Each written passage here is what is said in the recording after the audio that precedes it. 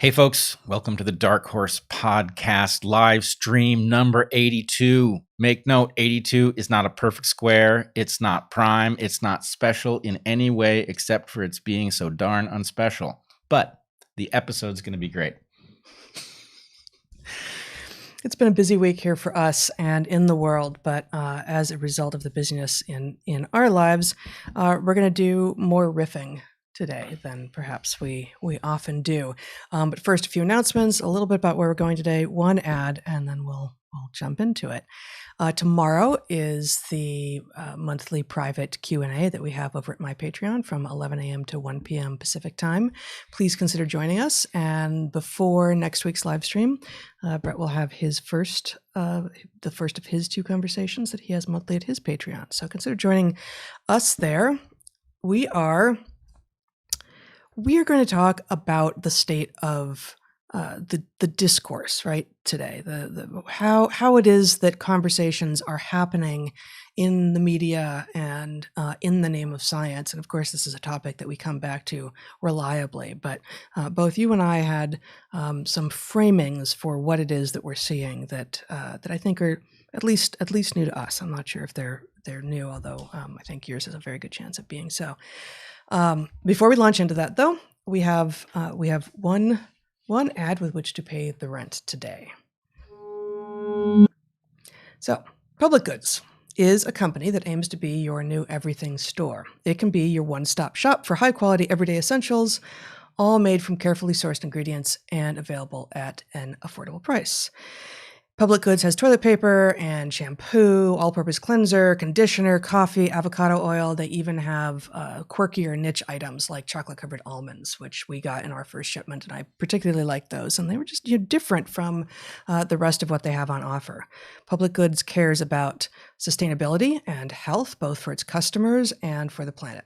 They source their ingredients ethically and in an eco-friendly manner, and the products are free of many of the unhealthy ingredients that you will find still common in drugstores and grocery store shelves. Public Goods also pays attention to design, so because you're buying stuff all from one product, all from one brand, you get a streamlined, simple aesthetic that's really quite lovely. No garish colors, no screaming for attention. They disappear into the background, which for most of us is what you want with the products that you're buying. And you don't have to sign up for regularly scheduled deliveries, but their subscription service is efficient and easy to use as well. And rather than buying from a bunch of single product brands, you can buy all of your premium essentials both in one place, which obviously is something that other services offer, but from one brand as well. They also plant one tree for every order placed, and they incorporate sustainability in every part of their company. So if you're interested in making conscious choices, you might consider Public Goods. So for our listeners, for DarkHorse listeners, we have the following offer. Receive $15 off your first Public Goods order with no minimum purchase. Public Goods is so confident that you will absolutely love their products and come back again and again that they are going to give you $15 to spend on that first purchase. Therefore, you have nothing to lose. Go to publicgoods.com/darkhorse or use code darkhorse at checkout. That is publicgoods.com/darkhorse to get $15 off your first order. Try it. We think you'll probably like it. And we thank them for supporting DarkHorse. We do. All right. How are we going to enter into this discussion here? It could be either of us, as you like. Well, I'm not wedded to either approach. I think it will all out in the end. Yeah. Well, why don't maybe? Okay, I'll start. All right. Fair enough. I had reason to be thinking about universities and how to fix universities and what good things have happened in universities and how often those good things have been gamed in specifically this week, and of course since well before Evergreen blew up. But that was a turning point, and in so doing, I ran into a document about an incident that happened at Evergreen in 2016, in which some people had put up flyers that indicated that Black Lives Matter was perhaps not the awesome organization that is being presented as. And so I want to show this is from a 2016 document from Evergreen. that was put out by the administration in response to just some flyers being put up. And it says, biased messages are unacceptable and we condemn the biased content on the flyers. There was nothing violent. It was just questioning whether or not Black Lives Matter was actually standing up for all Black lives. So it says, biased messages are unacceptable and we condemn the biased content on the flyers. We value and want to support all members of our community, and the college does not condone such acts of intolerance and intimidation. Messages that are one-dimensional, presented as propaganda, and question the legitimacy of a social movement advocating for social justice for Black people in the United States convey bias against people of color. It further says, these flyers convey a message of opposition toward the Black Lives Matter movement, and Black Lives Matter is a movement drawing attention to racism and violence toward a community of people that has historically been oppressed, marginalized, and discriminated against throughout U.S. history. Messages such as the one on these flyers diminish the disparities experienced by people of color. Now, we spent a lot of time last summer, in particular, talking about how the message of Black Lives Matter seems to be a poor match for what's actually inside the organization. And anyone interested in that kind of analysis can go back to really almost any of our live streams from last summer. But this put me in mind of wondering if there's a name for this situation. You've got recognition of a real problem, in this case, racism. A solution is proposed, in this case, Black Lives Matter. And then the logical leap that seems to be ever more accepted and acceptable in polite society is that those who resist the solution that's been proposed are accused of denying that the problem exists at all. And so in this particular case, you have anyone who resists Black Lives Matter as a solution to the problem of racism, instead of being told, actually, we wish you wouldn't do that, or here's why we think Black Lives Matter is all of that, we are told, if you reject the solution that we've come to, then you reject that there's a problem at all. And of course, it will be true that all of those who reject that there's a problem will also reject that a solution is necessary. So that is a tiny subset, right, of the people who reject the solution. But in fact, most people who reject a solution to a well-known problem are not, in fact, saying, therefore, the problem doesn't exist. But this is a way that we get slandered, effectively, and get shut down, and it serves to confuse a whole lot of people when we are told,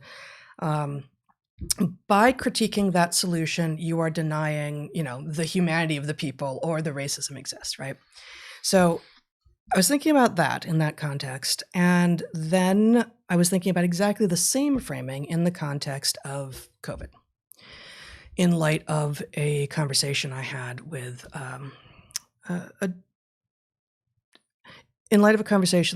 doctor who was trying to compel me that our 15-year-old child needed to be vaccinated. I went in and said, he's on prophylactic ivermectin, which has a efficacy in terms of the prophylaxis that's on the same level of magnitude as the vaccines, and has a safety record that is 40 plus years long. And that, clearly I think that this is serious, that the pandemic is serious. And he responded to me by trying to make me scared, by trying to make me feel guilty, and furthermore, by trying to demonstrate that what I was doing was proof that I didn't believe that COVID was serious. And so once again, the framing is, you've got recognition of a real problem, in this case, the pandemic, which we've spent, since March of 2020 talking about. Recognition of a real problem, a solution is proposed. In this case, the solution that is acceptable in, again, polite society is vaccines. And anyone who resists the solution that has been proposed is accused of not recognizing that the problem is real. Once again, those people who actually don't think COVID is serious or think it's a plot or whatever will, of course, also reject the solutions. So all those people do belong in the category of people who say, actually, I'm not taking your solution. But the majority of people who are skeptical of the solution are saying, yes, real problem. There are probably multiple ways to go about solving that problem. Here's another one, at which point we are confronted with, no, you're not allowed to have multiple solutions. And if you consider multiple solutions, you are denying that a problem exists. And therefore you are an anti-vaxxer, you're a COVID denier, you're a racist, whatever it is. And this is a rhetorical trick that is super powerful and I think incredibly widespread. Yeah, I would say it is actually, you've described more than one trick that work as a system, right? So Yeah. there's, there's subsets of this. There is the label on the box does not match the contents. There is the label on the box is itself a Kafka trap, right? Yes. How does one Yes. oppose a box that says Black Lives Matter, right? How does one oppose the Patriot Act? Right? The trick is, as soon as you attempt to engage the thing, it's like a million different versions of when did you stop beating your wife, right? And it is reflective of two things, I think. One is a stratagem, as you're describing, and the other is an overwhelming failure of Bayesian thinking or nuanced thinking, right, in favor of categorical thinking, right? So, if it is true that you have concerns about the vaccine safety, and if it is true that somebody who is against all vaccines will also have concerns about this vaccine safety, then somehow you are burdened with their presence roughly in the same general neighborhood, even though your positions are actually in no way connected, right? They may be resistant to vaccines because they think it's a government plot to implant microchips, and you may be resistant to novel vaccines because you don't know what you don't know, right? Which is obviously just factually true. Right. And, hallelujah, it turns out that there's something for which the safety data are abundant, and the evidence of efficacy in both prophylaxis and treatment seems to be strong. Having a member of the medical profession try to fear-monger me into providing a novel solution that we are being told is the only responsible solution, as opposed to one that many researchers, many medical professionals have said, actually, no, ivermectin is effective here and again, safe. So I agree with your analysis of what happened. I strongly suspect the doctor in question had no idea that he was doing any such thing. He was actually a victim of a campaign of fear-mongering. Yeah. And the interesting thing is that the fear is contagious. It is deployed in such a way that somebody who responds in, they've been given a very narrow view. It's one of these, it's like an anamorphic presentation where they have been told, stand right here and look at only these things, and voila, a very clear picture emerges.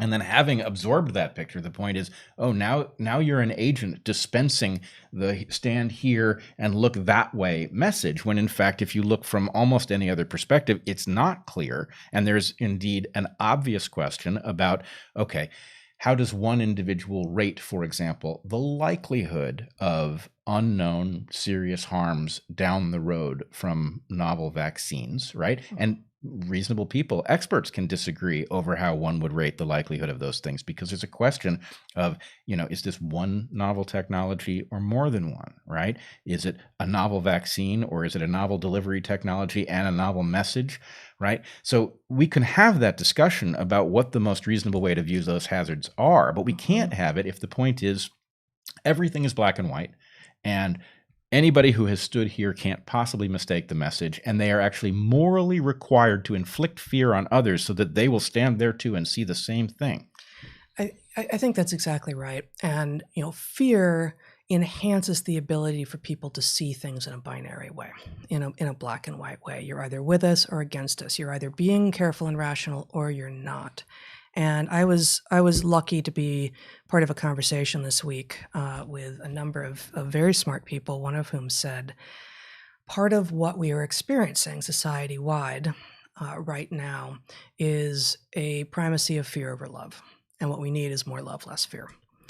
And this struck me as one of the most salient points that I've heard in a long time, that it's easy to point to the fear-mongering and say, my God, you have to stop. What right do you have to try to make me more fearful?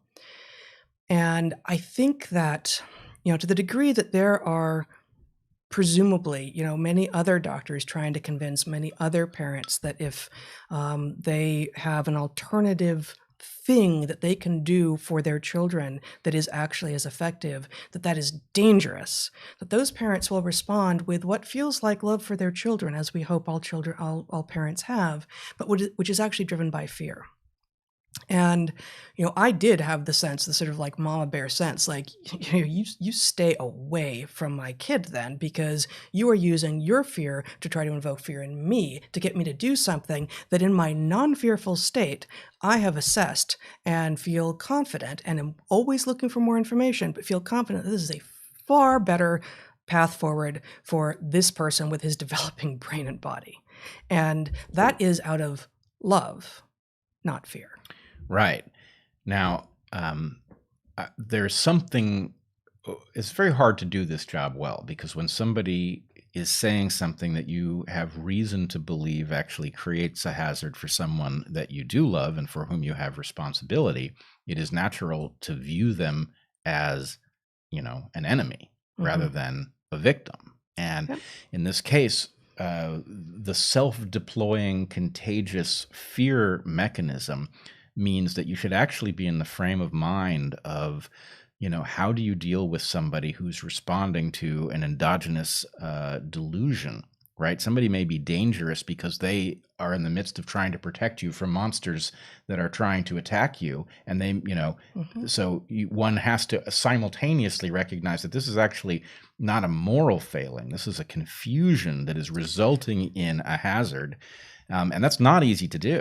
Right. And, to the degree, we've begun to hear in recent years that sometimes dealing with elderly patients with dementia, that going along with their narrative, entering their narrative, is actually the easiest thing for everyone involved, at least for a while, right? It confuses them less, and what harm does it cause? And in general, the elderly who have dementia are not, are not off on some genocidal rage or something, right? This, of course, is different. How do you can't use the same technique. You can't calm the person by pretending to go along with a delusional narrative. Right. And in fact, yes, the problem is because it's contagious. It's actually odd now that I see the picture. You're dealing with a contagious narrative about a contagious pathogen, right?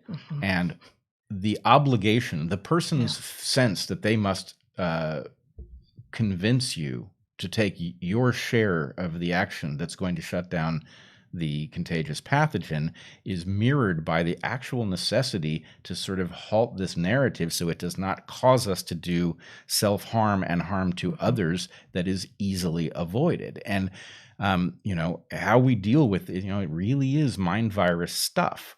And we're just going to end up at layers of an onion here, but the degree to which the trick requires, and I don't know where the trick comes from. We've talked a little bit about where it might come from. I feel an obligation to leave the door open to other explanations. The explanation that we have explored being so diabolical that which thing are you talking about now?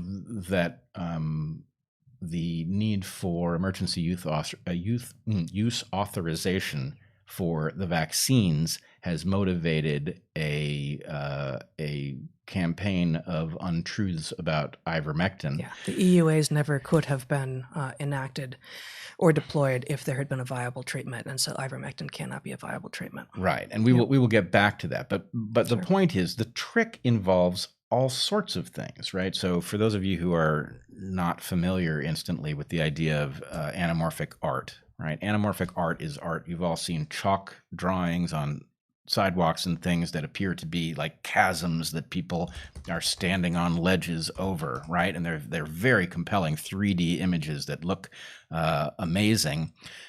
What may or may not be obvious is that they look that way from exactly one perspective, right? The artist drew it with the expectation that you would stand in the exact place. And if you walk by the art, it just looks distorted and strange. And so the point is, built into the art is the description of from where it will be viewed. So anamorphic arguments are ones that require that you stand in a place where you can't see the things that put the lie to them. And in concert with that, you have a campaign. And I have to say, I am shocked at how out in the open it is. you don't know. If you don't know to look for it, you can't see it. But if you do know to look for it, it's trivial to establish that it exists, right? What's the campaign? The campaign involves the removal of videos from YouTube. It involves the blocking. So we're talking specifically about not being allowed to talk about ivermectin as prophylaxis or treatment for COVID. That's the topic. And at some point, we're going to get to the question of why these things are the same question, right? Why the question of what to think about novel vaccines and the hazard they may or may not pose to you is the same question as what the heck is going on with ivermectin and why does everybody seem intent on preventing us from talking about the evidence, right? Those two things turn out to be the same question for reasons that it actually took me a long time to figure out, but I think it's pretty clear. But nonetheless, the point is, okay, you've got an anamorphic argument that requires you to stand in a particular place, but that's not good enough because from that place, you would see things that were inconsistent with the argument that's being made, but for the fact that the landscape has been purged of them. So they don't show up, right? And so how do you purge that landscape?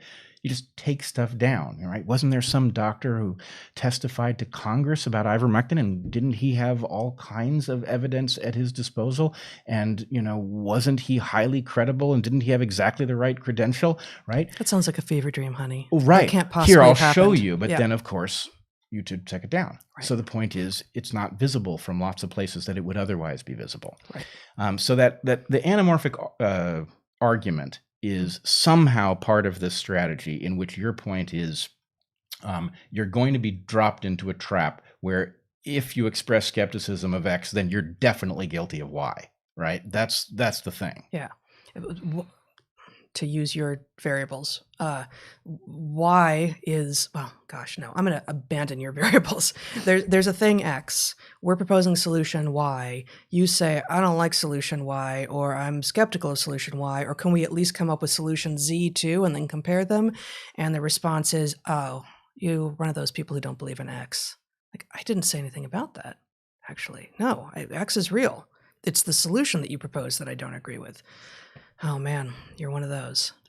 Right. And it's also the solution where I'm speaking generally. I don't necessarily mean financially, but it's the solution where the profit is to be made. So if you're selling something, right, if you've put it in a box and then you've labeled it in a Kafka trap manner, right, then the point is what you want is the payload in the box delivered, right? You're not necessarily invested in the label. Right? You may even be hostile to the label or at least indifferent to it. But the point is the label is the thing that gets the Trojan horse through the gate. And it puts those of us who try to unpack these things at a disadvantage. It's much easier to mislabel an argument, right, in order to get a payload delivered than it is to explain, and I find myself saying things like, well, how do I feel about Black Lives Matter? I'm very much for the sentiment and very much against the organization. And the reason for that is something that they have now taken off of their webpage, but I swear it was there, right? It's like, well, now you sound like a crazy person. Right. Which, is part of it's like dealing with a sociopath, actually.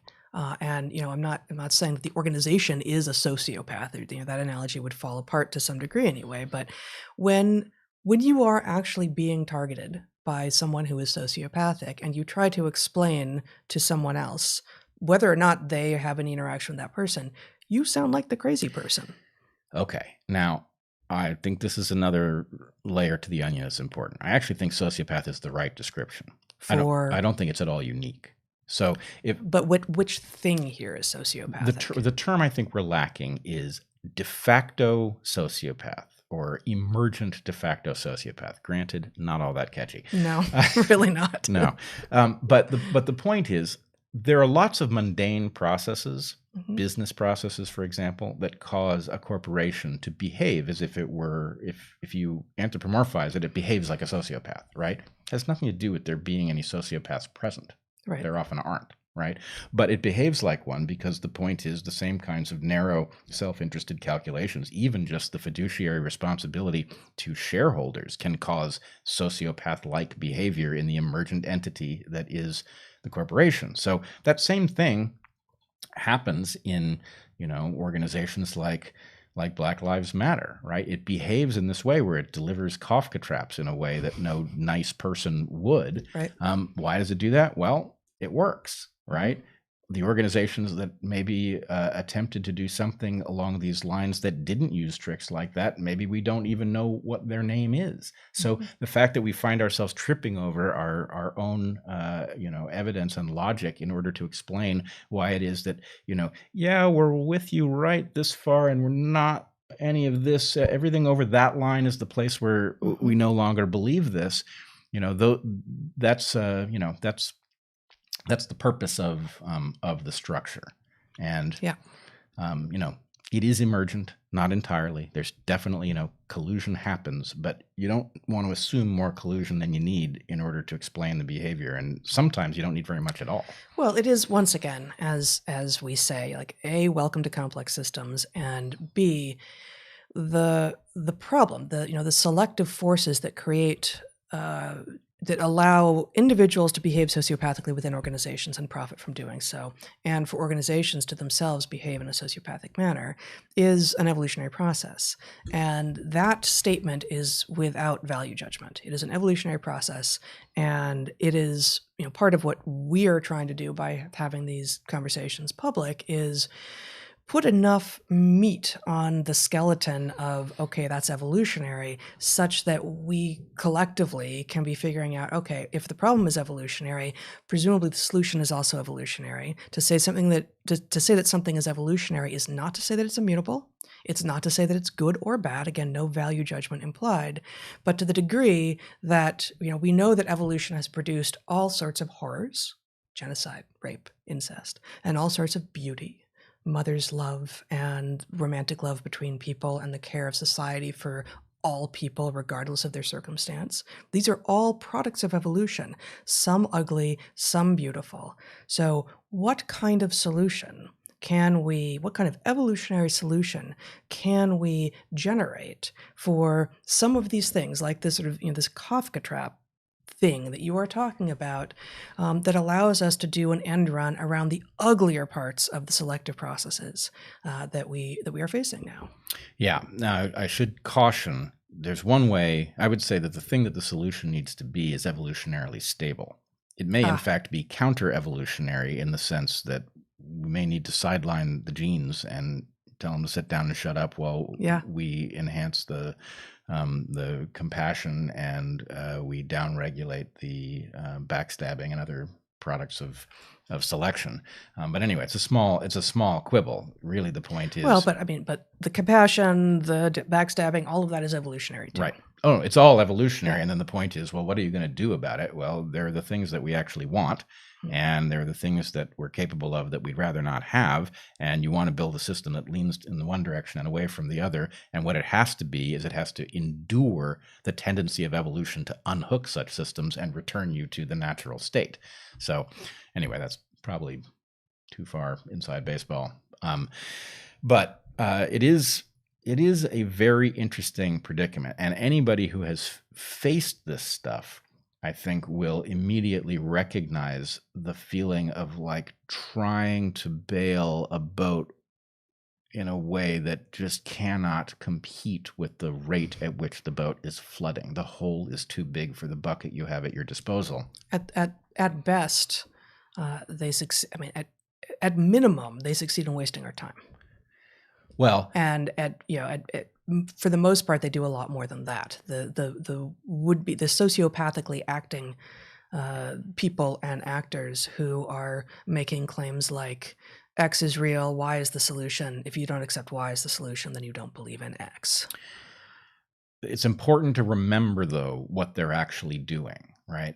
The thing is, the sociopath, the emergent sociopathic impulse that we see in these organizations is about the objective. And the objective is the contents of the box, which means that as you attempt to oppose it, it doesn't care if it destroys you. It doesn't care if you figure out a way to make a living in the world discussing the problem. It doesn't really care. The one thing it cares is that you can't stop it, right?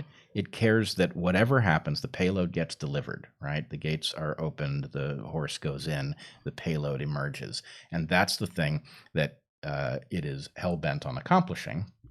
which then creates a whole landscape of people doing various things, including exhausting themselves, feeling crazy, making a living, discussing the thing. All of those things are happening. Right. And occasionally, very occasionally, we actually stop one of these Kafka boxes and reveal its contents before they are deployed. And that actually, I wish that the vast number of people who are currently grappling with this incredibly rapid transition of civilization in the direction of all of these payloads, I wish we spent more time thinking about what happens when we win, what's different about those instances, and what can we learn from it so we can do that more, rather than how do I individually position myself relative to all of these mislabeled boxes and payloads. Yeah. I agree. All right. So it feels, I thought you were about to segue into talking about buzzsaws. I think I'm going to do that. Yeah. All right. And this is not a pro bono ad either. No, it's not for buzzsaws. Yeah. To be honest, I'm not. What saw does buzzsaw refer to? It must be a table saw. No, I don't think so. so. I think it might even predate it. I think it might. Oh, you think it's an actual thing? Yeah, I think it's like a saw in a sawmill. I'm sure we'll hear. Yeah, we're gonna find out. Yeah. Big terrifying saw. Yeah. A big saw, right? Yeah. That things get pushed into. But yeah, all right. Let's talk about buzzsaws.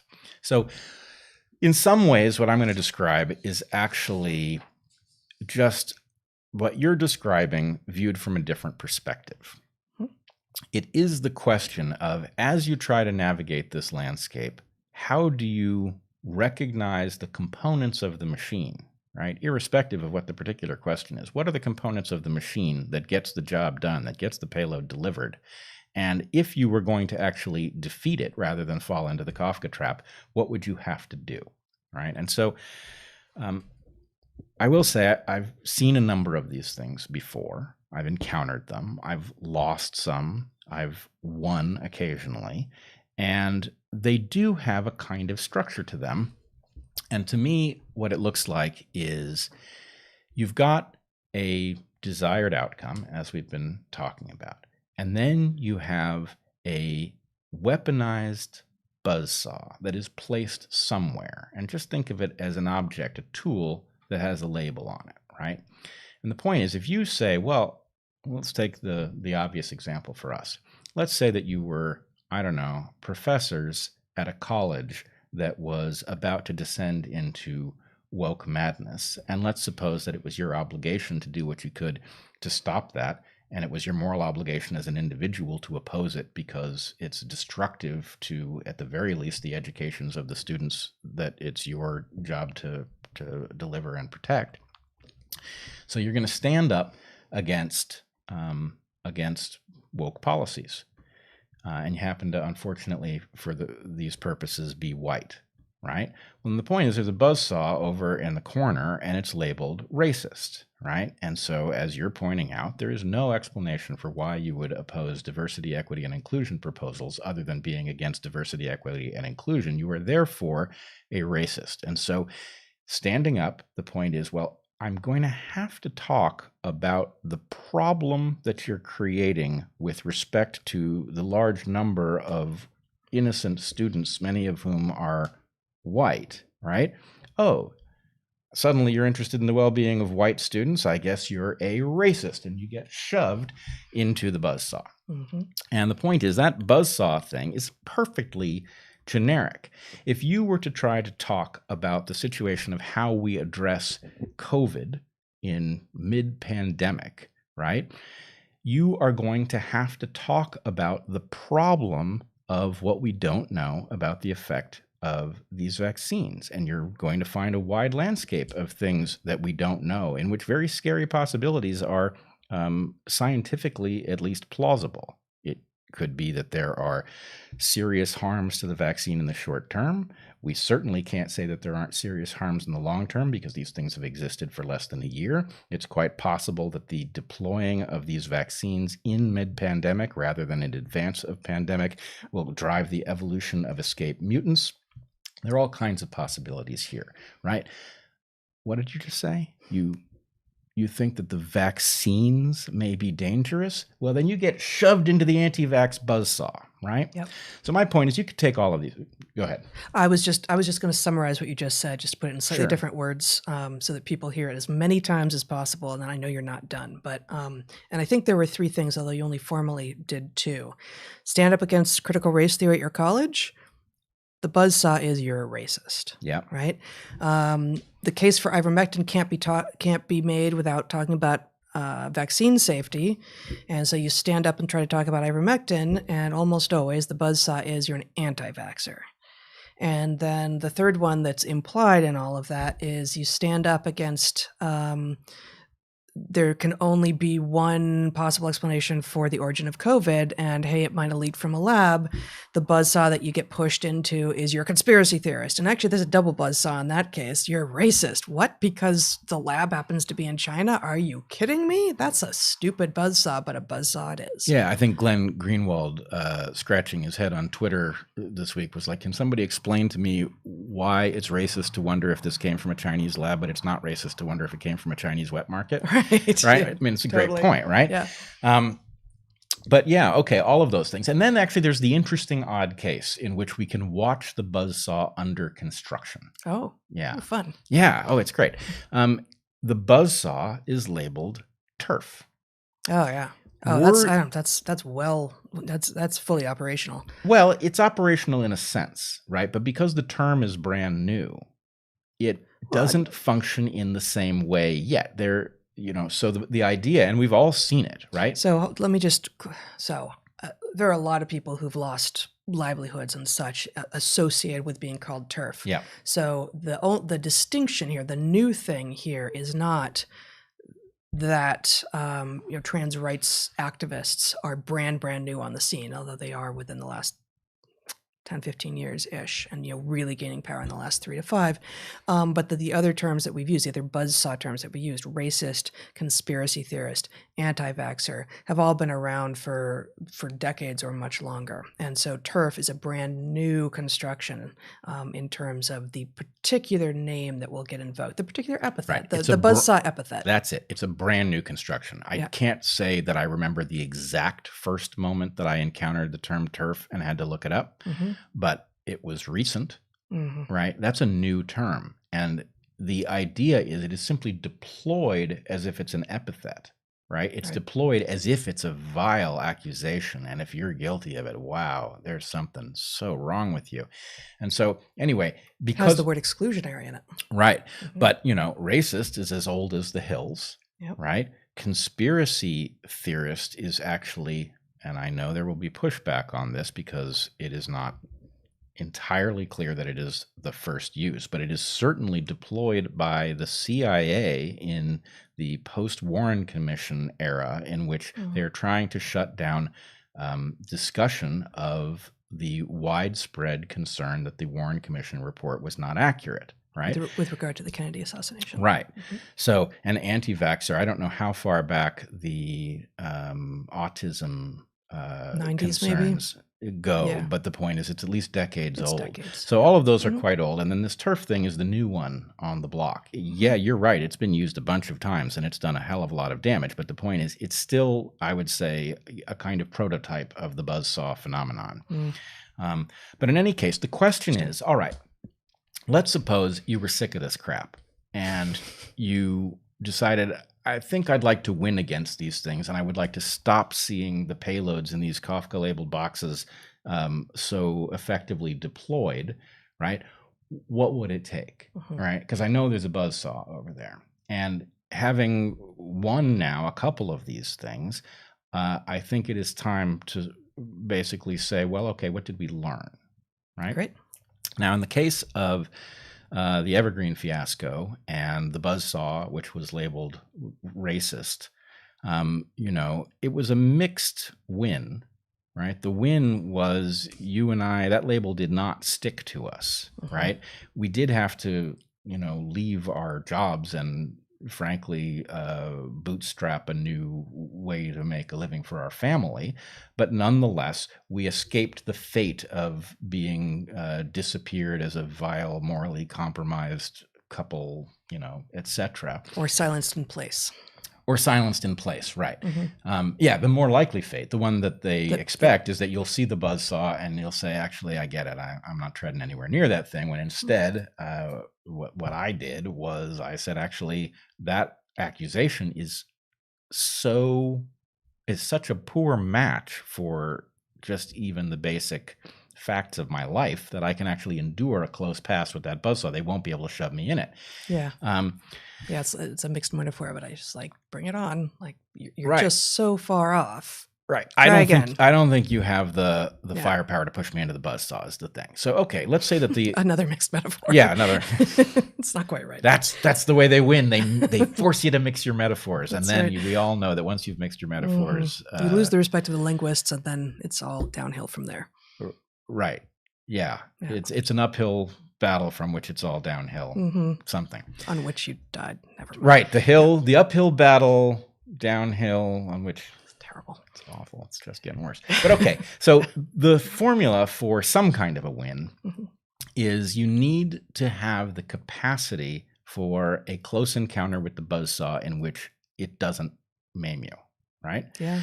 So in the case of... But you got to get close enough to see that it's there and know that it exists. Right. And the fact is, actually, they advertise that it exists. You'll watch a dozen people be accused of being TERFs, and then you'll have your encounter. But the question is what, I think, frankly, one of the things that you and I are doing well that works is we make really lousy villains, right? Like, you can think a lot of stuff about us, but, we do a lot of talking into cameras and we like coyotes. We fear and like coyotes. Yeah, there's lots of human stuff about us. But anyway, the question is, all right, if you had a really good track record on race, then you can afford an encounter with the buzzsaw labeled racist. Yep. If you, for example, were highly vaccinated and had been enthusiastic about vaccines as one of the very few great medical technologies that humans had ever devised, right? The other two on our list being surgery and antibiotics, right? If that's your profile, then the point is when people shout anti-vax at you, it doesn't necessarily carry enough weight to get you into the buzzsaw, right? So, that's useful. And then on Lab Leak, and I have to say I want to revisit this because I'm still watching all of my favorite people in the battle over Lab Leak move in and out. Most of them will say hypothesis some fraction of the time, but there's no discipline around it. The same person will say hypothesis in one breath and then say theory in another. And my point would be, part of avoiding the buzzsaw on Lab Leak was not overstepping what the evidence actually said. Viable hypothesis, right? A hypothesis tells you what the rules of engagement are. And because it is a bit of an arcane word, it is necessarily it has a scientific connotation that is unescapable, where theory doesn't. Everybody's got a theory, or so they think, right? But to have a hypothesis means actually I am approaching this in a scientific mode, and it is very hard to accuse somebody of being a conspiracy theorist if what they have done is have a hypothesis that there has been some sort of collusion, right? It doesn't linguistically line up. It doesn't put you in line with the buzzsaw. And it also allows you to say, actually, no, I'm not expressing something with certainty. I'm suggesting that the evidence here is suggestive of something that needs to be investigated. So creating a profile of arguments and highlighting those features of your, what's another word for identity? I don't have one, but highlighting. Brand. Oh no! Well, that's it for DarkHorse today. Highlighting those aspects of your pedigree or your history that are inconsistent with the accusation that is set up in advance, and that's really the thing that I think we're both converging on here. It's set up in advance. The argument that is that, the hill you're going to, somebody set up a hill and it's labeled die here, right? And the point is, yeah, and you're funneled into it. And so winning involves Yeah. the move that allows the possibility of a win is the move that allows you to escape the gravitation of the buzzsaw or the hill that you're supposed to die on or the black hole that you're supposed to disappear into or whatever it is. Can you stay far enough away that you can have your encounter and it doesn't kill you? And I really think we just need to start modeling this for all of the places that it's being deployed, because once you realize that it's a dozen different versions of the very same strategy, it doesn't make sense to one-off the solution to it. True. Many people cannot afford to lose their jobs, though. Right. So choosing to go against your social group may actually cause huge cascading effects, and you might be unwilling to do it. But that still is a willingness issue, and you might feel very isolated. You might not know how to find people who are actually willing to talk with you openly and freely exchange ideas with which any number of people might disagree.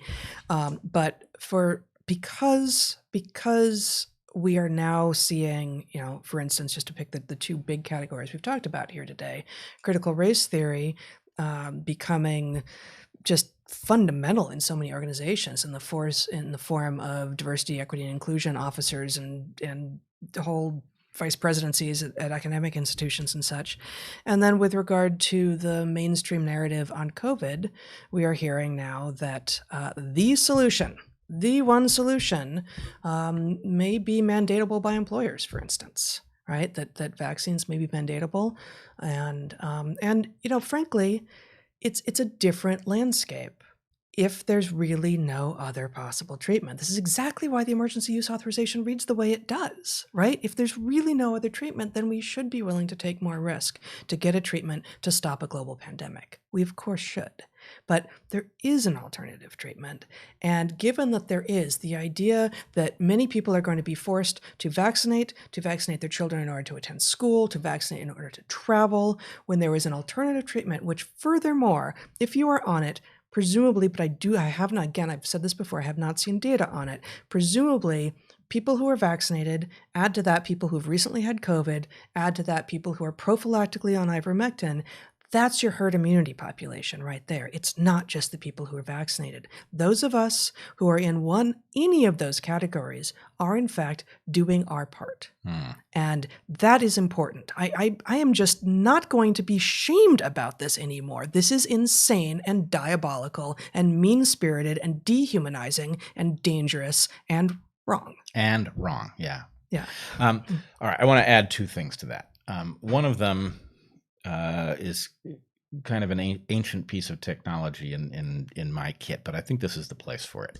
I absolutely agree with you about the fact that most people just can't afford to lose their job, and so the idea of fashioning some strategy in which you can potentially endure an encounter with the buzzsaw doesn't make any sense, because if there's a 10% chance of going into the buzzsaw and it's going to cost you your ability to keep a roof over your family's head, it's a non-option. But right. But nonetheless, so here's the model. The ancient piece of kit here is about what I call cultivated insecurity. So cultivated insecurity is the idea that whatever the origin, I don't know that anybody formulated this as a plan. However it came into being, though, there is a control mechanism that involves a huge amount that stands between you and destitution actually coming down to a very narrow set of relationships. So, for example, for most people, their ability to pay their mortgage, their health care, their retirement, their ability to continue on in the world is tied to the relationship with an employer. It's even worse if it's a career, and even worse if it's a career where you can't easily move, right? Where, as we, found in academia, it wasn't like a professor at one place could just simply decide they'd had enough of their employer. They could tell their employer off and go get a job somewhere else. That's not how academia works. So what this means is that your insecurity causes you always to be thinking about, well, can I afford to say what I think? And in general, people don't do it. So their insecurity is cultivated because it keeps them docile where they might know more. And I would point out, just in passing, the number of conversations a week that I now have with very intelligent people, many of them well positioned in the world, who express the inability to say certain things that they believe out loud in public is amazing, right? It is stunning how much people are self-editing because they have fears, almost no matter how secure they are. So something about the insecurity has gotten out of control. And the point is, if you recognize that this cultivated insecurity is a means, it functions as a means of keeping people from saying dangerous, true things, then the solution is to cultivate their security, right? If you want to see more people doing something courageous and standing up against things that are threatening to us, cultivate their security in one way or another, which is in part actually what our audience does for us. Yes, very much so. But, and you know, what they did from the beginning, right? I think in part people stood up to defend us and to keep us going because they were just thrilled to have somebody saying what they couldn't, right? Yeah. So that's an important part of the puzzle, is this model about buzzsaws isn't necessarily about you standing up and, you know, fighting if you're in too much danger, but it's about somehow us collectively figuring out who is in a position to do that, right? Who's secure enough to survive a close encounter with the buzzsaw. Yeah. And I think one thing that I was thinking as you were talking about cultivated insecurity is that the old thing that used to happen, and I don't know my history well enough to add any detail, but the idea of a company store where people live all in one place, and maybe the housing is supplied by the company, and there's literally only one place to get the things that you need, and maybe you even pay in scrip, and you don't ever, you know, you pay in the same means that you get your salary from the company for. They have control over everything about your existence, and of course you have cultivated insecurity, and of course it's, you know, it's not serfdom, but it is, you know, it's a form of that. And this is like, this isn't company store. This is like populist store, or I don't quite have the analogy, but the censorship that we're creating, the buzzsaw that you're talking about, is creating a kind of cultivated insecurity in the same domain, financial, potentially, for a lot of people, social and financial, the same way that the company stores of old cultivated insecurity financially and socially for people. It's a personhood choke point. The degree to which, for example, one, you know, I mean, it's the flip side of something wonderful, right? The fact that Google provides you the tools to, you know, put out a shingle and start a podcast on whatever topic you want, and to start to earn from it if people show up in any significant numbers, right?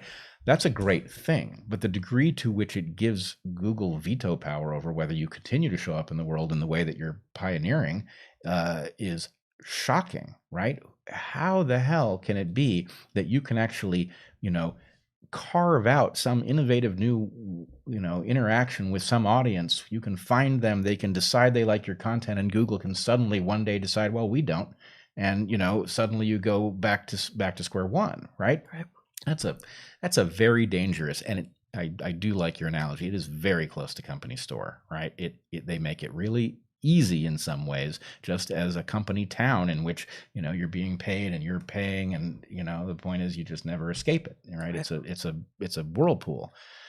But the other thing I wanted to point to is a kind of battle that I've gotten into repeatedly with people in our circle. So I'm frequently approached, as you probably are, by people who are faced with some kind of what they see as analogous to what we've faced. And they ask what they should do. Right? What should I do? It's heartbreaking. And I know what they want to hear, right? They want to hear, okay, here's what you do. Here's how you survive it. But definitely be bold, stare them down, right? Do that thing. I have always felt that I cannot in good conscience give that advice, right? Because for one thing, I don't know how many people did what you and I did, who we've never heard of, because they were successfully, effectively silenced, right? And they didn't find a way to make a living.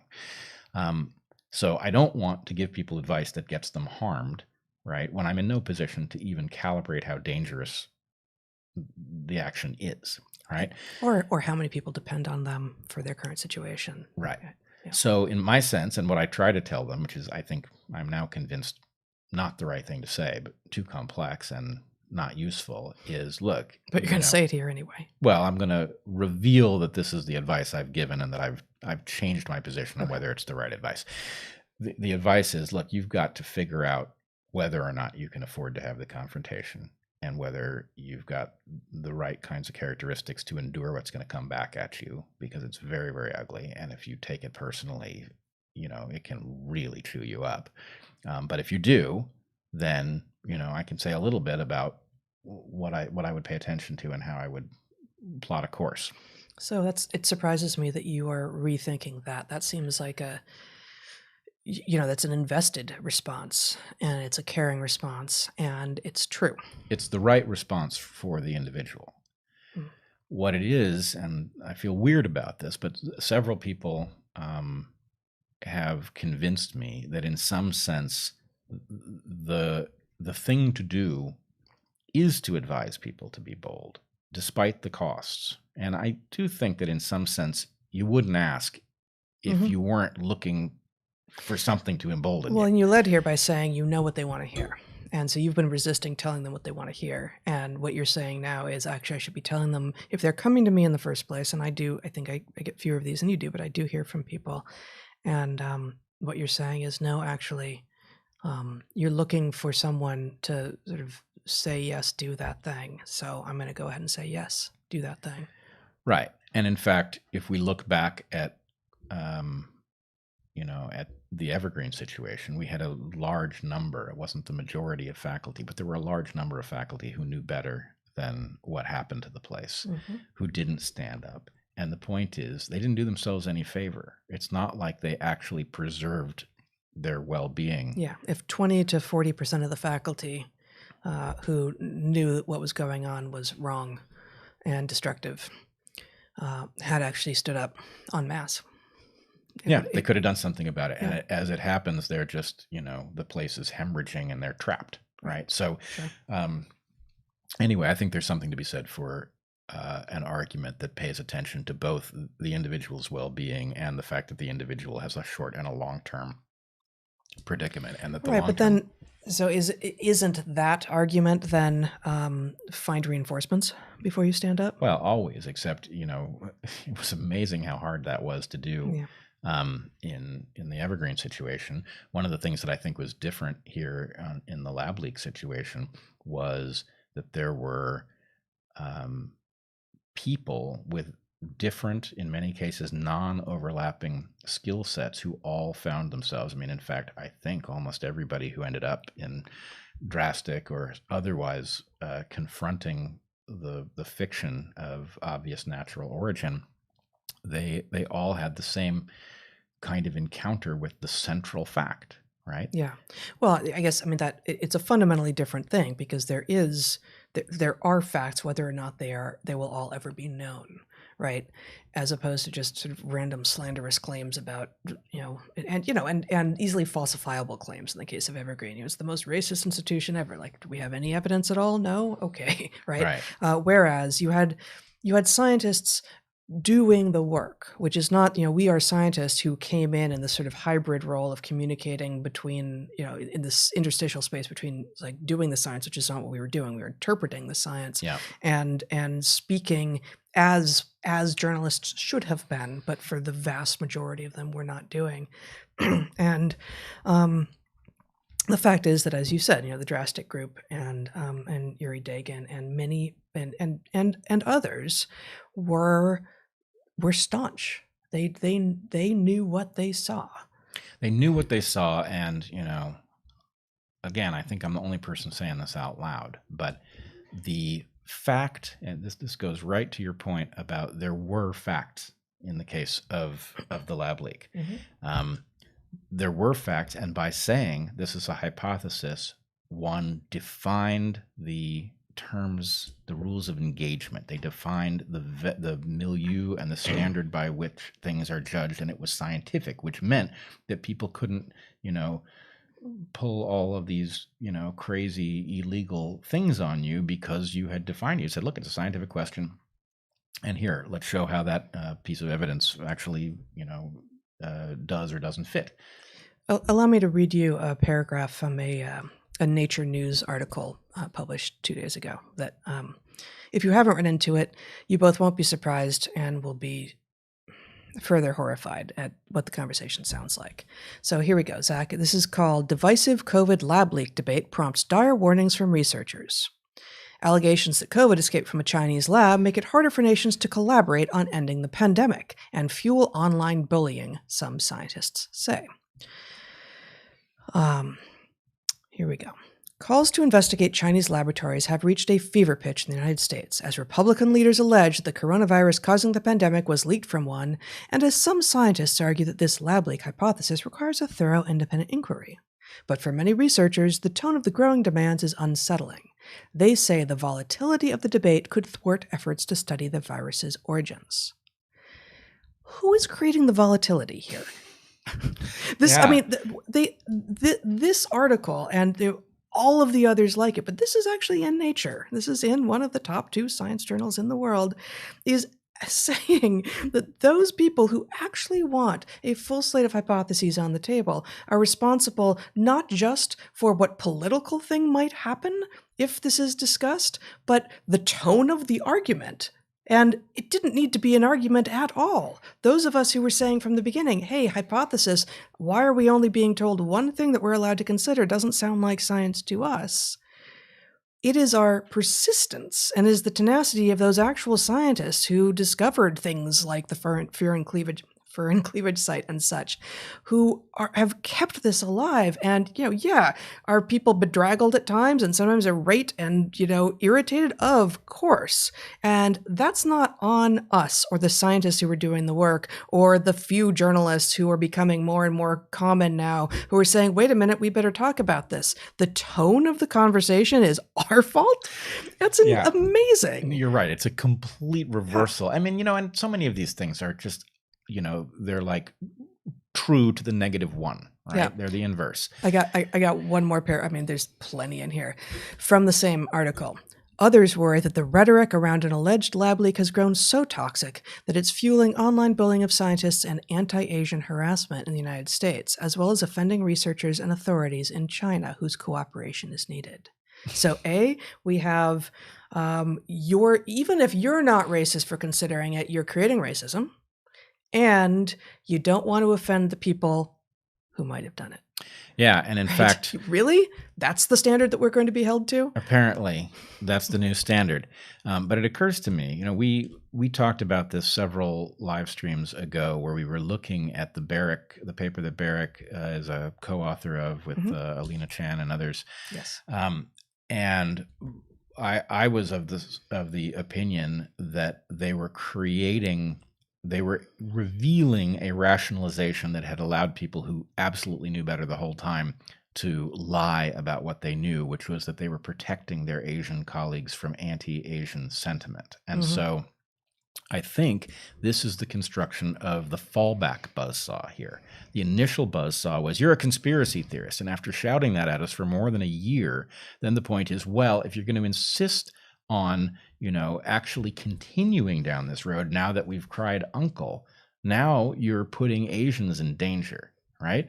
And I would say, all right, if we're worried about that, surely we should take a look at ivermectin, right? Discovered by an Asian, right? Wouldn't it be marvelous if this came down to the fact that this wasn't really about being an Asian or not being an Asian? Yes, some Asians in the CCP seem to have at the very least covered up something about the initiation of this pandemic, but it is also true that an Asian discovered this marvelous, quite safe drug that works on so many things. Not only was the person who did the discovery Asian, and God, how I hate that we're having this conversation. Absolutely. But where was it discovered? Ivermectin itself is in Japanese soil, right? Oh, goodness. So, I mean, this is completely insane. we are now going to invoke racism because the thing itself may have been created in a particular space. This is upside down world. There is nothing that is coherent about these arguments, and this, frankly, people don't like it when we swear, but some people do. But they're going to learn to fucking put up with it. This article is scientific malpractice. It is. It's Nature News. It's not pretending to be a research article, but the news section of Nature is supposed to be the pinnacle of science journalism. And what we have here is people who are claiming the mantle of science journalism, and I believe this person writing this actually has a PhD in a science, who clearly don't know how science operates, what a hypothesis is, why you need to actually include all of the hypotheses when you're trying to figure out what something is, and why you cannot let your politics decide what questions, what possible explanations for a problem that we are now living downstream of can be considered. We have to consider all of them. Right. And, for it to be Nature also, which published that appalling Christian Anderson natural origins argument in which experts in the field preposterously claimed that there's no way that we just simply didn't know enough to make a virus like this, which is, in one way true. We wouldn't have known enough to design its spike protein, but it doesn't, these people obviously knew about serial passaging. Right? They knew about the ability to hybridize two sequences. So, it was effectively a lie. But yeah. So the long and short of it is there are all of these techniques. They involve punishing those who stand up at the point, in the rare case where we win a battle, like has now happened with the lab leak hypothesis. They don't stop punishing you. They don't admit that they were wrong, that you were right. They don't do any of those things. They then go on to immediately setting up the next Buzzsaw and threatening you with new stigmas. And it is absolutely appalling. Yes. I'm going to read the final paragraph from here, because I think that it wraps it up nicely. I'm just trying to figure out who the person that is mentioned in this final paragraph is, Fiddler, and I'm just not seeing it. So I'm just going to read it as is with no explanation for who this final person being quoted is. Again, from this Nature News article published on May 27th. So, with a pressing need for biosecurity policies, Fiddler thinks the United States should focus on fostering pandemic diplomacy through meetings between U.S. and Chinese ambassador, as happened with climate change discussions in April. Quote, don't we actually have some things we need to do to get ready for the next pandemic, given the debacle of this one? That presumes that the origins of this virus have nothing to teach us about how this pandemic has unfurled. And if anyone is posing as either a scientist or a science journalist who actually thinks that if this is a wild type virus versus a virus that experienced gain of function research in the lab has no implications for how it is acting out in the world, anyone who thinks that that has no implications has no business in this space. This is like evolution 101, right? And okay, we're being told to stay in our lane, and we're saying, you know what, it's all evolutionary, all of this, and no, we're not specialists in any number of these fields, but it's evolutionary. If virologists can't do basic evolutionary thinking to understand that if you have enhanced selective forces on a virus and then it has escaped, as opposed to it's a wild type virus that somehow was immediately able to jump both to humans and between humans really well, rather to humans, between humans, and within tissues in humans, that is a very different situation. Yes, we need to avoid the next pandemic, but one of the steps in doing that is to understand what this pandemic is. Yeah, what it is. And, we just simply have a right. If this came from the lab, we have a right to know what were the protocols, what creatures, tissues, etc. were used to generate it. Was it ferrets? Was it humanized mice? Was it airway tissue? What was it? And, those things might not give us any tools, but all of those who are so sure that this is strictly about the next pandemic are really covering their asses. That's what they're doing. That's what they're doing. That is what they're doing. Yeah. All right. One more thing. I want to talk just for a moment about... Hold on. Zach, can I have my screen back? Thank you. I want to talk just for a moment about the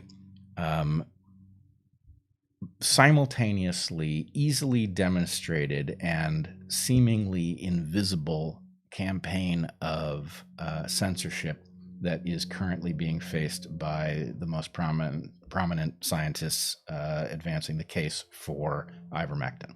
So the COVID Critical Care Twitter account has been suspended for something like a week. It is not obviously suspended if you just casually go through there. You have to look at when their most recent post is in order to detect that it has been suspended. But it is suspended. There are. Is this the one you're talking about? Yeah. Okay. COVID Critical Care Alliance. Frontline COVID-19 Critical Care at COVID-19 Critical.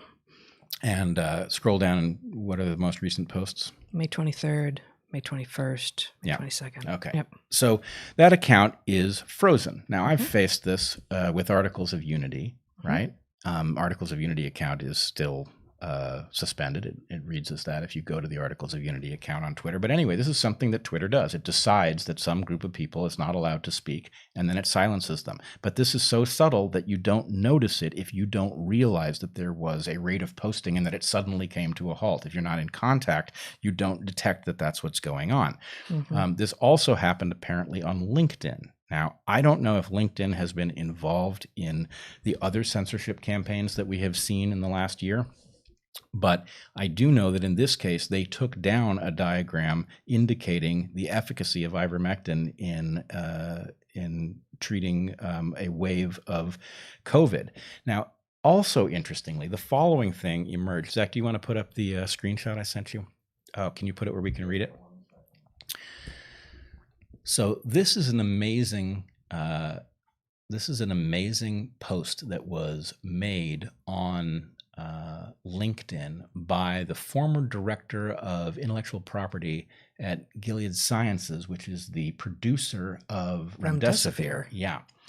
I will try to read it. It says, it's simple. Use what works and is most effective, period.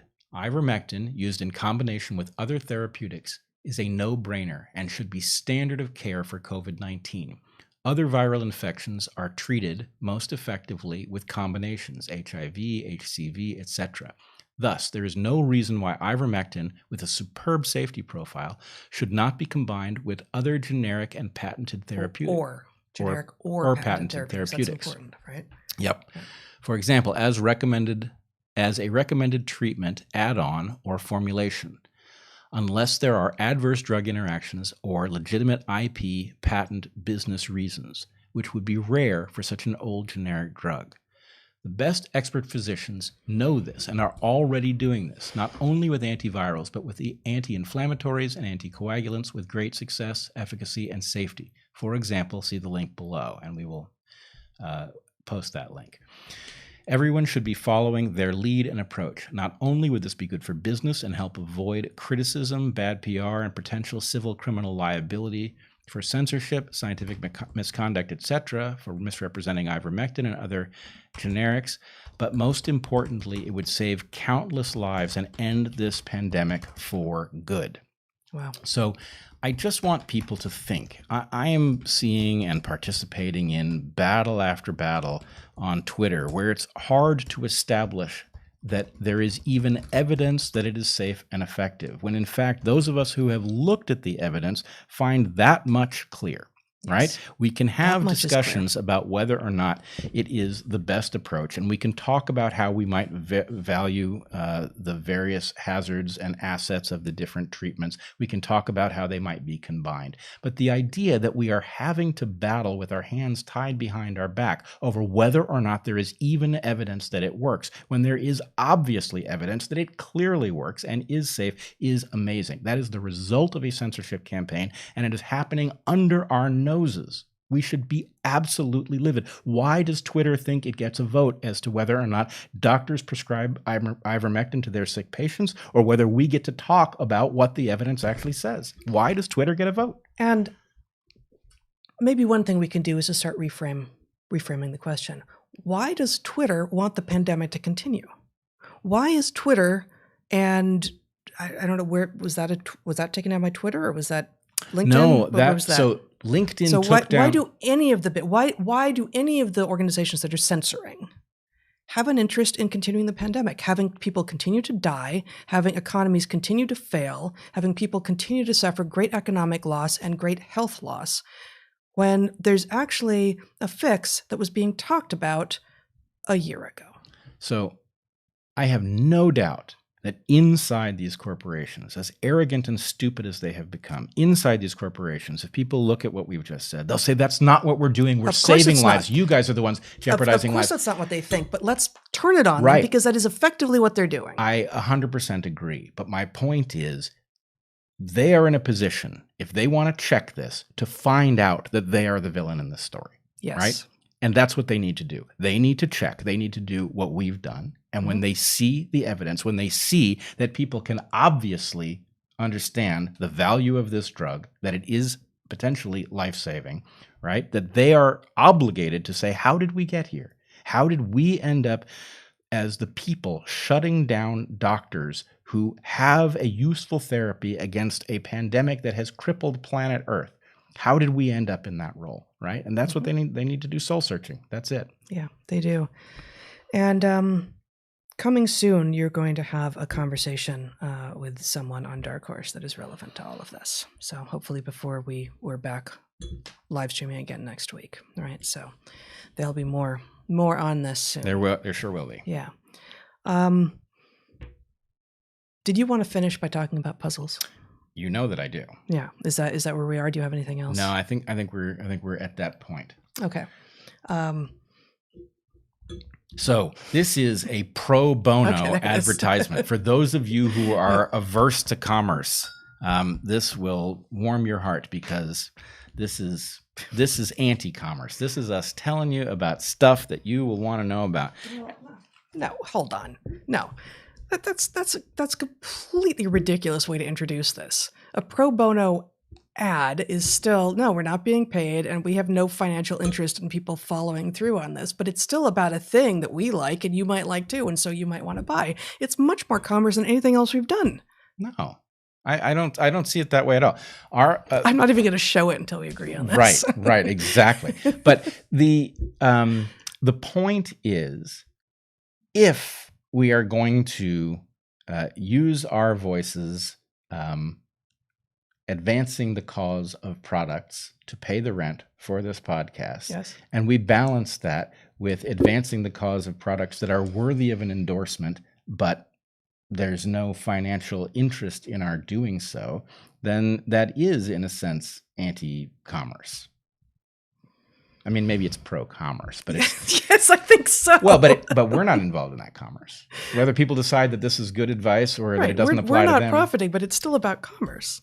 All right, it's about commerce. I take everything back, except the part about ivermectin being an effective treatment of COVID-19. Okay, here's a small stack of wonderful puzzles. Puzzles? God, puzzles suck, right? Yeah, right. Puzzles do suck. Puzzles do suck. Oh my God, you get them when you have little kids. You're like, yeah, we could do this one again, but can I do that with my hands tied behind my back? Like, can I do it with my toes? It'll be more fun, yeah. You know? So I have always felt this way about puzzles. Not worth my time. Right. Just not worth my time. That's not to say if you like puzzles, you know, that's not a judgment on you. Yes, it was. No, I'm formally preventing myself from passing judgment on anybody else's affinity for puzzles. Excellent. However, I will say that you brought into our lives these puzzles at some point, and I was, of course, at first skeptical. Liberty puzzles. Classic wooden jigsaw puzzles is what it says. Yes, I will. Liberty puzzles, classic wooden... Wow, I can't even figure out which way it goes. Oh, this way. There you go. Got it. Yeah. Okay, Liberty puzzles, classic wooden jigsaw puzzles. Let's see, that one. I can't read that. This is hummingbirds. It's a rendering of a piece of art by Ernest Haeckel. 485 pieces, and then I'm just you're gonna open it up, and we've got a bunch. We happen to have chosen birds. They're very pretty pictures, but the thing is, and I don't know how it's done. I would imagine it's done with a CNC. The pieces are absolutely, right there. The pieces are nothing like the puzzle pieces that you're familiar with. There are little characters that fit together in weird ways. Yeah. So anyway, you've kind of got two levels of aesthetic in these things. You've got the picture on the puzzle, and then you've got the way that it was cut. And this causes a tremendous amount of mental hard work in order to figure out how to put it together. Are you going to depend on color? Are you going to look for, a little shape that you would imagine you can find in the sea of other puzzle pieces? So anyway, and you can't use any of the standard uninteresting jigsaw puzzle techniques. Like you can't do the edge first because most of the edge pieces don't look like edge pieces. Right. And most of the things like, oh, I just need that shape. Well, that shape turns out to be 3 different pieces somehow, even though it's tiny. And so it also ends up being an interesting social phenomenon. Totally. So where I would, I'm sure an element of this is familiar for people who do cardboard puzzles, where you might have a puzzle that unfolds over many days. But the thing about this is it's like a kind of asynchronous teamwork, right? Mm-hmm. Whatever fraction of the family is interested in the puzzle, it's out on the table. You might sit there and you might stare at the pieces for 5 minutes and really not find a single place to make progress. And then you might come back to it. Or in the case of this one, you might stare at the pieces for an hour and not get a single thing in place. This one is totally diabolical. Yeah, this one we did while my mom was here, and we didn't even get it finished with her here. I think I finished it the day she left. But this is 576 pieces. This is a Seuss drawing from Dr. Seuss from 1965, and even far more diabolical than any of the others that we've got. It was definitely the hardest one we've done. But there's something very good about it. It's a great break from staring into screens.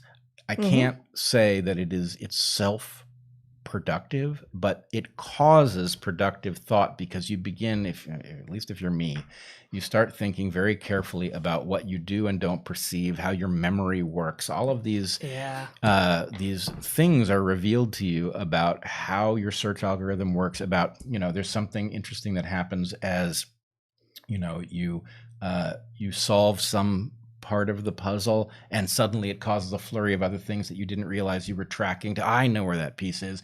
Or wait a minute, if I turn that 30 degrees, I think it might slot in there, but then that means that this other stuff doesn't go where I thought it did. Right. You find yourself, there are the way that the cuts are made leave certain repeated elements all over the puzzle, and you find yourself naming them in order to be able to search for them. I do not find myself naming them. You don't name them? No, I don't. Oh my goodness. I think this is one of these places where there's a number of things that that just seem linguistic to you, and there's a lot of stuff that I do. It's like, that's not in language space for me. And so puzzles, it's just not. I know I don't name them. So what do you name them? I'm looking for a piece with wiggly bits on 2 sides and a jagged edge. Right. Yeah. I heard my mother naming things, and then your parents came into town shortly after my mom left, and we started one with them as well. And I heard that your mom anyway naming them as well. So maybe it's you're the normies here. I find when I'm doing carpentry, I often have to, if I take a measurement and then I'm going to go cut something, I have to kind of turn it into a little song in order that I remember what length I'm trying to measure. Yes, that's different though. Keeping your number in your head until you get to the 5 3/8. Right. Sure. Measure twice, sing twice, cut once. Yeah, sing all the way to the saw. Yeah. But anyway, these I feel weird like I'm defending something that's indefensible, but it's actually so good, and it's good for the family to have the thing. And you sit down and I might not have seen you might have sat there for a half hour and done some work, and then I come in and you're not anywhere to be found, but I see what you've just now done, and I see what that changes about what I was looking for. And it's actually I think a lot of things like this could feel very competitive, and at least for me, it doesn't at all. And I think that everyone, at least who's been doing it in our home, feels that way. It's a super collaborative thing. And like when you're sorting out pieces, like, oh, you're looking at things that do look like edges, or things that are orangey, or things of that shape. Here, I'm gonna keep tossing you over things that look like that. And it actually really does provide sort of an engaging social landscape. It does. And there's lots of room for humor, for talking about how this is a pretty good fit, but it's not good because I hold a high standard. And, Right. that sort of thing. There's lots of. They're not cheap. No. And at the moment, they're still, I think, emerging from pandemic. So a lot of people started doing jigsaw puzzles during pandemic. And so at the moment, you have to put your name down, and then they contact you at some point. I don't know what it is now, 15 to 30 days down there. Maybe this has changed, actually. I didn't check before today.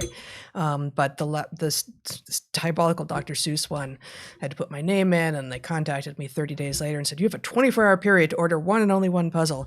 And like I say, they're not cheap, but they're super. Yeah. They're really good.